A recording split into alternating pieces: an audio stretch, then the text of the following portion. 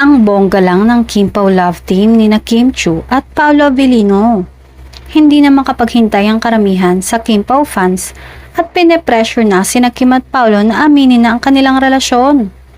Sabi nga kasi, obvious naman ang relasyon ng dalawa. May mga pagkakataon nga raw na nadudulas na ang dalawa.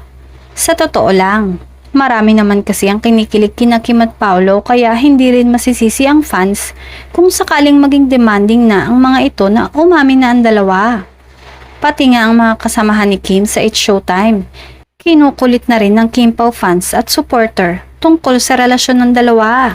Pati si Ogie, kinukulit-kulit din ng entertainment press sa press ko niya ng Ogie OK2 Reimagine concert kung may alam ba siya tungkol sa relasyon ni na Kim at Paolo.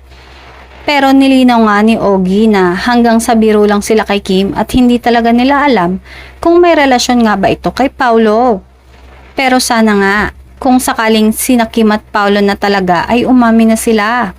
At for sure, marami ang matutuwa sa sobrang kakiligan.